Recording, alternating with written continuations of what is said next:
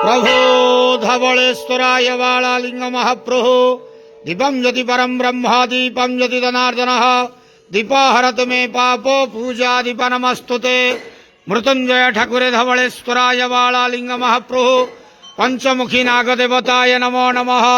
संसार सुखी रखंतु।